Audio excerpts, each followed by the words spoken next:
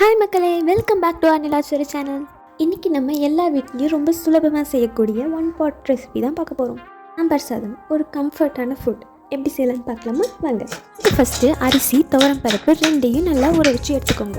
அப்புறம் உங்களுக்கு இஷ்டமான காய்கறி எல்லாம் நீங்கள் கட் பண்ணி எடுத்துக்கலாம். நாங்கள் பீன்ஸ் அப்புறம் கேரட் இது மட்டும்தான் போடுறோம். அதனால் அது ரெண்டையும் நல்லா சின்ன சின்ன பீசஸாக கட் பண்ணி எடுத்துக்கலாம்.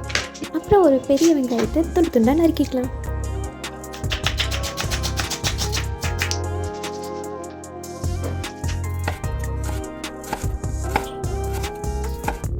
அப்புறம் ஒரு 2 தக்காளி நல்லா கட் பண்ணி எடுத்துக்கோங்க.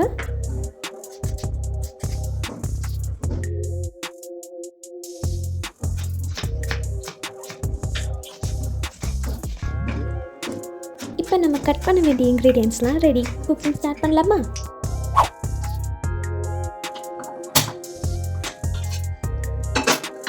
இப்போ ஒரு குக்கரில் கொஞ்சம் எண்ணெய் விட்டு கடுகு,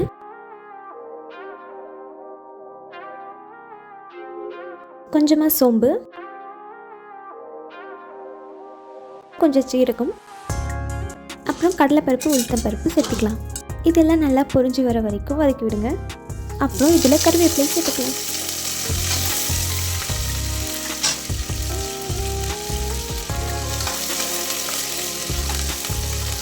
அப்புறம் நம்ம துண்டு துண்டை கட் பண்ணி வச்சுருக்க வெங்காயத்தையும் சேர்த்துக்குவோம்.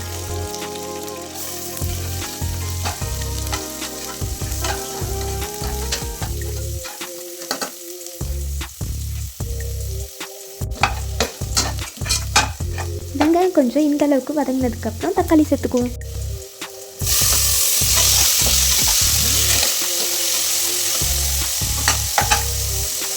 இப்போ நம்மளோட காயெல்லாம் ஆட் பண்ணிக்கலாம். ஃபஸ்ட்டு கேரட் ஆட் பண்ணிக்குவோம்.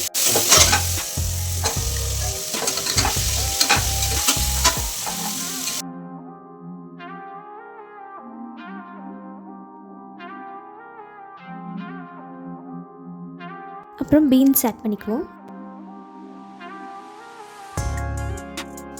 கொஞ்சம் பெருங்காயத்தூள் நாங்கள் ஆட் பண்ணியிருக்கோம், ஆனால் அது ஆப்ஷனல் தான், நீங்கள் வேணான்னா ஸ்கிப் பண்ணிக்கலாம். கொஞ்சம் மஞ்சத்தூள், சாம்பார் பவுடர் 1 ஸ்பூன்,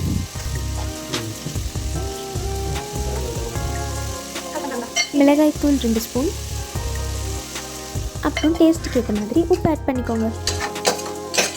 எல்லாத்தையும் நல்லா கலந்து விடுங்க. மசாலாலாம் எல்லா இடத்துலையும் கோட்டாகிற மாதிரி. இப்போ நம்ம புளி தண்ணி சேர்த்துக்குவோம்.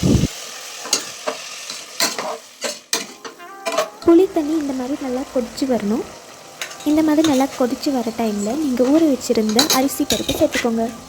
இப்போ எல்லாத்தையும் நல்லா கலந்து விட்டு சாம்பார் சாதம் நல்லா குழஞ்சி வரணுங்கிறதுனால கொஞ்சம் எக்ஸ்ட்ராவே 1.5 கிளாஸ் எக்ஸ்ட்ரா தண்ணி எடுத்துக்கோங்க. நாங்கள் இந்த கிளாஸில் 1/2 கிளாஸ் அரிசியும் 1/2 கிளாஸ் பருப்பு எடுத்துருக்கோம். அதனால நான் அதுக்காக ஒரு 2 கிளாஸும் அப்புறம் எக்ஸ்ட்ரா ஒரு 1.5 கிளாஸும் மொத்தமாக சேர்த்து 3.5 கிளாஸ் நான் தண்ணி ஊற்றிருக்கேன். இப்போ நீங்கள் நல்லா ஒரு 3-4 விசில் விட்டுருங்க. வேறு அதை டிஸ்டர்ப் பண்ண வேணாம், அதுவே நல்லா குழஞ்சி வரட்டும்.